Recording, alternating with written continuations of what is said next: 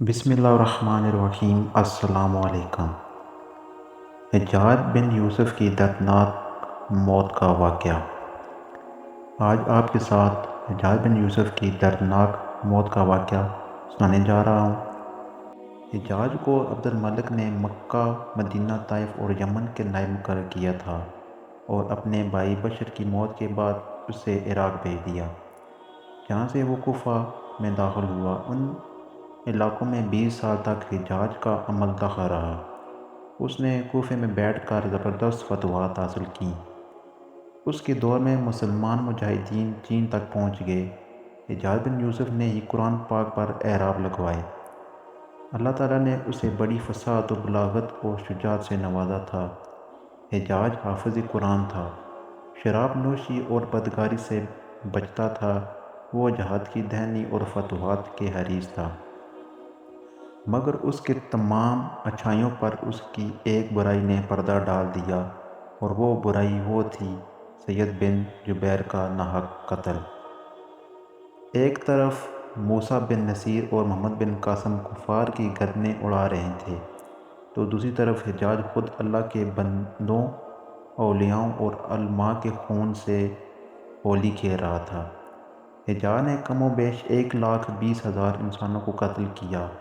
اس کے جیل خانوں میں ایک دن میں ایسی ہزار قیدی ایک وقت میں موجود ہوتے، جن میں سے 30,000 عورتیں تھیں۔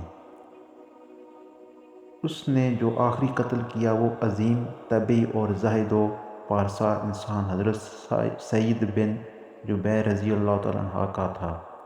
انہیں قتل کرنے کے بعد حجاج پر وحشت سوار ہو گئی۔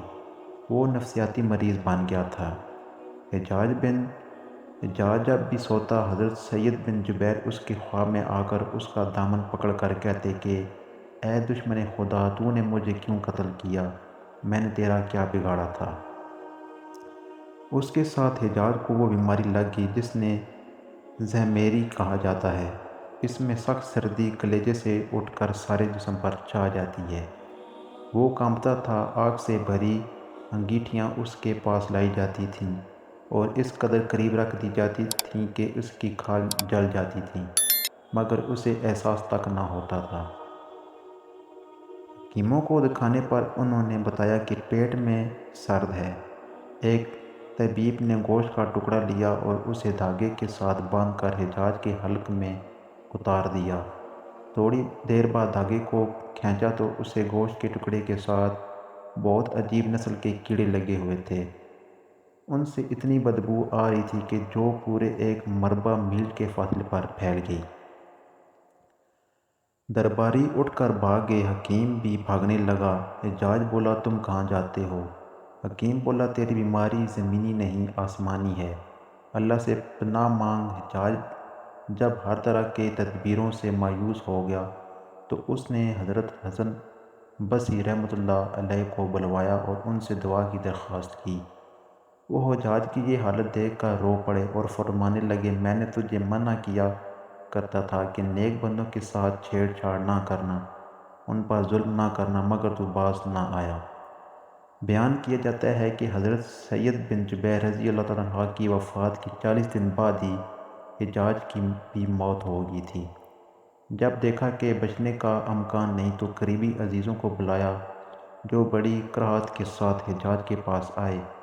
وہ بولا میں مر جاؤں تو جنازہ رات کو پڑھانا اور صبح ہو تو میری قبر کا نشان بھی مٹا دینا کہ لوگ مجھے مرنے کے بعد قبر میں بھی نہیں چھوڑیں گے۔ اگلے دن حجاج کے پیٹ پھٹ گیا اور اس کی موت واقع ہو گئی۔ اللہ پاک ظلم کی رسی دراز ضرور کرتا ہے، لیکن جب ظالم سے حساب لیتا ہے تو فرشتے بھی خشیت الہی سے کانپتے ہیں، عرش ہل جاتا ہے۔ اللہ ظالموں کے ساتھ ظلم سے ہم سب کو محفوظ رکھے، آمین ثم آمین۔ مزید ایسی اچھی اور انفارمیٹیو ویڈیو دیکھنے کے لیے ہمارے چینل کو سبسکرائب اور ویڈیو کو لائک ضرور کیجیے گا۔ ملتے ہیں نیکسٹ ویڈیو میں۔ اللہ حافظ۔